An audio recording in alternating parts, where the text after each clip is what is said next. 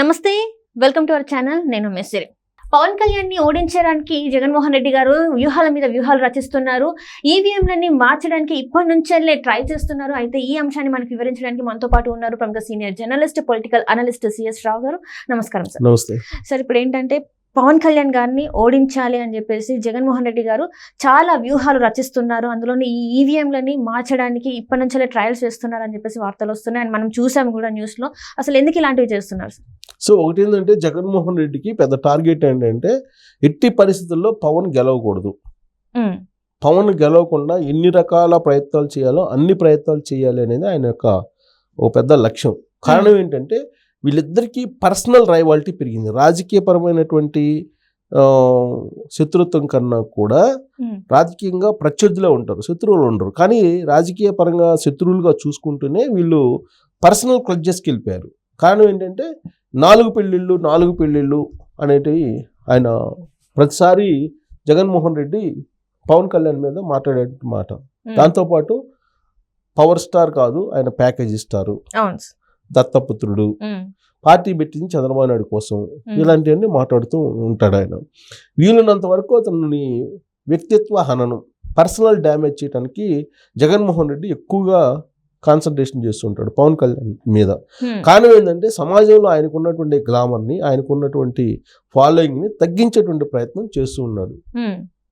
కారణం చంద్రబాబు నాయుడు పక్షాన పవన్ కళ్యాణ్ ఉన్నారు అనేటువంటి ఒకే ఒక అంశం. దాంతో వీళ్ళనంత వరకు ర్యాగింగ్ చేస్తూ ఉంటాడు ఆయన్ని. అదేవిధంగా పవన్ కళ్యాణ్ కూడా ఏమాత్రం తీసిపోకుండా జగన్మోహన్ రెడ్డిని కూడా ర్యాగింగ్ చేస్తూ ఉంటాడు. నువ్వు రౌడీ రాజ్యం చేయాలనుకుంటున్నావు, రౌడీలను పెట్టుకుని పరిపాలన చేయాలనుకుంటున్నావు, ఒక ఆఫ్ఘనిస్తాన్ లాగా ఆంధ్రప్రదేశ్ని మార్చేసావు, తాలిబాన్ లాగా వ్యవహరిస్తున్నారు వైఎస్ఆర్ కాంగ్రెస్ పార్టీకి సంబంధించినటువంటి వాళ్ళు, నువ్వు తాలిబాన్ లీడర్ లాగా ఉన్నావు అనేటువంటి ఒక ఘాటైనటువంటి పదజాలాన్ని పవన్ కళ్యాణ్ ఉపయోగిస్తూ ఉంటాడు తరచూ జగన్మోహన్ రెడ్డి మీద. అంతేకాదు నీ కూసాలు కదిలిస్తాను అని చెప్పి చెప్తూ ఉంటాడు సినిమా స్టైల్లో. తర్వాత ఆయన పవర్ ప్రాజెక్ట్స్ దగ్గర నుంచి కానీ, ఇసుక సిండికేట్ కానీ, మద్యానికి సంబంధించినటువంటి స్కామ్స్ కానీ, వీటి నుంచి కొన్ని లక్షల కోట్ల రూపాయలు ఎక్కడి నుంచి నువ్వు సంపాదించావు, ఎలా సంపాదించావు నాకు తెలుసు, నీ అంతు చూస్తానని చెప్పి ఆయన పర్సనల్గా వార్నింగ్ ఇచ్చినటువంటి సందర్భం కూడా ఉంది. దాంతోపాటు నువ్వు హైదరాబాద్లో ఉండేటువంటి జూబ్లీ చెక్ పోస్ట్లో ఏం చేసావో ఇవన్నీ కూడా నా దగ్గర టన్నుల కొద్ది ఇన్ఫర్మేషన్ ఉంది, అదంతా బయట పెడితే నువ్వు కూడా బతకలేవు అని చెప్పి వార్నింగ్ ఇచ్చాడు పవన్ కళ్యాణ్ జగన్మోహన్ రెడ్డికి. ఈ స్థాయిలో వాళ్ళిద్దరి మధ్య ఒక వార్ జరిగేది, రాజకీయపరమైన వార్ కాదు, వ్యక్తిత్వమైనటువంటి పర్సనల్ వార్ జరిగేది. సో అందుకే జగన్మోహన్ రెడ్డి తన రాజకీయ పరమైనటువంటి బలం కానీ, ఆర్థికపరమైన బలం కానీ, మీడియా పరంగా ఉండేటువంటి బలం కానీ, సామాజిక పరంగా ఉండేటువంటి బలం కానీ అన్నిటినీ క్రోడీకరించి పవన్ కళ్యాణ్ని ఏ విధంగానైనా ఓడగొట్టాలి అనేటువంటి ఒక నిర్ణయాన్ని తీసుకున్నారు. సో దాంతో అన్ని రకాల ప్రయత్నాలు చేస్తూ ఉన్నారు ఇప్పటి నుంచే జగన్మోహన్ రెడ్డి. మిగిలిన అన్ని అసెంబ్లీ నియోజకవర్గాలు ఒక ఎత్తు అయితే జగన్మోహన్ రెడ్డికి, పిఠాపురం మరొక ఎత్తు జగన్మోహన్ రెడ్డికి. పవన్ కళ్యాణ్ని అసెంబ్లీ మెట్లు తొక్కనివ్వకూడదు అనేది ఆయన యొక్క లక్ష్యం, జగన్మోహన్ రెడ్డి యొక్క లక్ష్యం. సో కాబట్టి దాంట్లో భాగంగా అసలు ఆయన ఏం చేస్తున్నాడు ఏంటంటే రకరకాలుగా సామాజిక ఈక్వేషన్లు కానీ, సామాజిక పరమైన అంశాలు కానీ, ఆర్థికపరమైన అంశాలు కానీ, వీటన్నిటినీ కూడా రంగరించి అక్కడ పిఠాపురంలో వైఎస్ఆర్ కాంగ్రెస్ పార్టీకి సంబంధించినటువంటి వంగా గీతను గెలిపించాలి అనేటువంటి ఒక ప్రయత్నం చేస్తూ ఉన్నారు. వంగా గీత చాలా సీనియర్ పొలిటీషియన్, అనుభవం ఉంది, వివాదాలకు దూరంగా ఉంటారు, మంచి పేరుంది, ఆర్థిక పరంగా కూడా స్థితిమంతురాలు, ప్లస్ సామాజిక పరంగా కూడా ఆమెకు ఉండేటువంటి సామాజిక గుర్తింపు ఉంది. సో ఈ క్రమంలో ఎలాగైనా సరే పవన్ కళ్యాణ్ ఓడగొట్టాలనే ప్రయత్నం చేస్తున్నప్పటికీ సర్వేల్లో పవన్ కళ్యాణ్ గెలిచేలాగా కనిపిస్తున్నాడు. కాబట్టి దీనికి ఫైనల్ అస్త్రం ఏంటి అని అంటే ఈవీఎంలకు సంబంధించినటువంటి అంశం. ఈవీఎంల మీద అనేక అనుమానాలు ఉన్నాయి. ఈవీఎంలు ట్యాంపరింగ్ చేస్తున్నారని, ఈవీఎంలు మార్చేస్తున్నారని, ఈవీఎంలకు సంబంధించినటువంటి ఏదో జరిగిపోతుంది అనేటువంటి అపోహలు, అపవాదులు, అనుమానాలు ఉన్నాయి. దానికి సంబంధించి 2019 ఎన్నికలను కూడా ఉదహరిస్తూ ఉంటారు. 2019 ఎన్నికల్లో నరేంద్ర మోడీ సపోర్ట్ తీసుకొని జగన్మోహన్ రెడ్డి 151 స్థానాలు సాధించగలిగారు, లేదంటే అన్ని స్థానాలు వచ్చే అవకాశమే లేదు. దేశవ్యాప్తంగా కూడా ఈవీఎంలను ట్యాంపరింగ్ చేశాడు నరేంద్ర మోడీ, అదే తరహాలో ఆంధ్రప్రదేశ్లో కూడా చేశారు అనేది చాలా మందిలో ఉన్నటువంటి అనుమానం. దాని మీద సుప్రీంకోర్టులో కూడా కేసు వేశారు. సుప్రీంకోర్టులో కేసు కూడా నడుస్తోంది.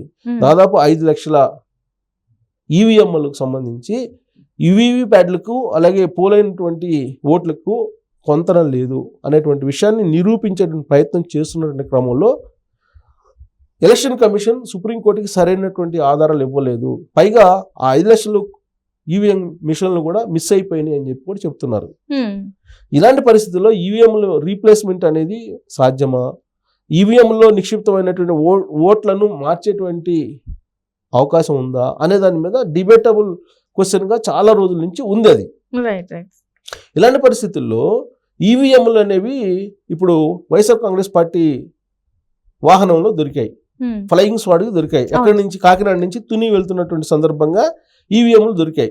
ఆ ఈవీఎంలు దొరికిన సందర్భంగా అసలు ఏంటి ఈవీఎంలు ఏంటి, ఎందుకు తీసుకొస్తున్నారు, అది కూడా వైఎస్ఆర్ కాంగ్రెస్ పార్టీ వాహనంలో ఎందుకు ఉన్నాయి, వైఎస్ఆర్ కాంగ్రెస్ పార్టీకి సంబంధించినటువంటి పార్టీ సింబల్, పార్టీకి సంబంధించినటువంటి జెండా, పార్టీకి సంబంధించినటువంటి మెటీరియల్ అంతా ఉంది, వాటితో పాటు ఈవీఎంలు కూడా ఉన్నాయి అని చెప్పి ఫ్లయింగ్ స్క్వాడ్ కనుగొంది.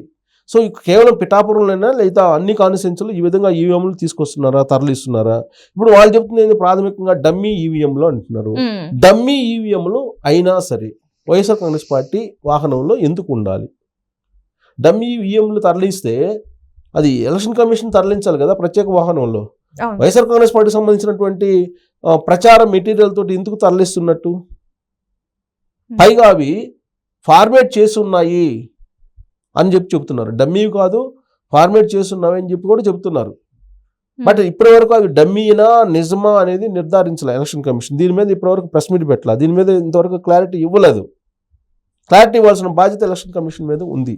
అసలు పిఠాపురంలో ఈవీఎంలు మార్చేదానికి ఇప్పటి నుంచే ప్రయత్నం చేస్తున్నారా, లేదా రాష్ట్ర వ్యాప్తంగా కూడా ఇలాంటి ప్రయత్నాలు జరుగుతున్నాయా అనేటువంటి అనుమానాలు ఇప్పుడు ఈ రైడింగ్ ద్వారా వచ్చినాయి. ఇప్పుడు ఈవీఎంలు డమ్మీ అనుకుందాం కొద్దిసేపు. డమ్మీ అయినా కానీ మీకు వైఎస్ఆర్ కాంగ్రెస్ పార్టీ వాహనంలో తరలించడానికి లేదు కదా. కాబట్టి ఇక్కడ ఏదో కాన్స్పిరసీ ఉంది. ఈ కాన్స్పిరసీని బయట పెట్టాలి, లేదంటే రాబోయేటువంటి ఎన్నికలు కూడా ఫ్రీ అండ్ ఫెయిర్ మ్యాన్లో జరిగే అవకాశం లేదు, రీప్లేస్మెంట్ జరిగే అవకాశం ఉంది ఈవీఎంలు అనేది ఇప్పుడు తెలుస్తుంది. ఇప్పుడు తెలంగాణలో ఈ మధ్యకాలంలో జరిగిన అసెంబ్లీ ఎన్నికల్లో కూడా ఇలాంటి ప్రాక్టీసే జరిగింది. 2018లో కూడా అదే జరిగింది. 2023లో జరిగినటువంటి అసెంబ్లీ ఎన్నికల్లో కూడా అదే జరిగింది. మొత్తం ఎన్నికలో పోలింగ్ అయిపోయింది. పోలింగ్ అయిపోయినటువంటి రాత్రి ఈవీఎంలు తరలిస్తున్నటువంటి సమయంలో కొన్ని ఈవీఎంలు తీసుకొచ్చి రీప్లేస్ చేసి పంపించాలనే ప్రయత్నం బీఆర్ఎస్ పార్టీకి సంబంధించిన కొంతమంది చేశారు అర్ధరాత్రి వేళ. ఆ సందర్భంగా కాంగ్రెస్ పార్టీ వాళ్ళు అడ్డుకొని ఆ ప్రయత్నాన్ని నిలిపివేశారు. లేదంటే కనీసం 4-5 స్థానాల్లో బీఆర్ఎస్ పార్టీ గెలిచేది, కాంగ్రెస్ పార్టీకి ఇంకా 4-5 స్థానాలు తగ్గేది. అలాంటప్పుడు ప్రభుత్వాన్ని ఏర్పాటు చేసే అవకాశం లేకుండా పోయేది. కానీ దాన్ని ఆ రోజున కాంగ్రెస్ పార్టీకి సంబంధించిన క్యాడర్ అడ్డుకోబట్టి ఆ ఈవీఎంల వ్యవహారం బూమ్రాంగ్ అయింది. సో కాబట్టి ఇలాంటి ప్రయత్నం ఏమన్నా అక్కడ కూడా జరుగుతుందా ఆంధ్రప్రదేశ్లో, ఎస్పెషల్లీ పిఠాపురంలో? అసలు ఈవీఎంలు మార్చేటువంటి అవకాశం ఉందా? దీనికి ఎన్నికల కమిషన్ ఇమీడియట్గా తక్షణం కనుక సమాధానం చెప్పకపోతే అనేక రకమైనటువంటి అనుమానాలు ఇంకా పెరిగేటువంటి అవకాశం కూడా ఉంది ఈ ఇన్సిడెంట్ ద్వారా. అందులో పిఠాపురంలోని బయటపడ్డాయి కదా. కాబట్టి దీనికి సమాధానం చెప్పాలి ఎలక్షన్ కమిషన్. లేదంటే మాత్రం రాబోయేటువంటి ఎన్నికల్లో చాలా అనుమానాలు రేకెత్తేటువంటి అవకాశం ఉంది. అలా అనుమానాలు వచ్చేటువంటి అవకాశం కూడా ఉంది. వీటికి ఇప్పుడే ఫుల్ స్టాప్ పెట్టాలి. అసలు డమ్మీయా కాదా? ఫస్ట్ ఆఫ్ ఆల్ అసలు ఎందుకు తరలిస్తున్నారు, ఎక్కడ తరలిస్తున్నారు, ఎక్కడికి తీసుకెళ్లాలనుకుంటున్నారు, ఎక్కడి నుంచి తీసుకెళ్తున్నారు, ఇది క్లారిటీ ఇవ్వాలి వాళ్ళు. క్లారిటీ ఇవ్వకపోతే మాత్రం ఖచ్చితంగా దీని వెనుక కుట్ర ఉంది అని చెప్పి భావించడానికి అవకాశం.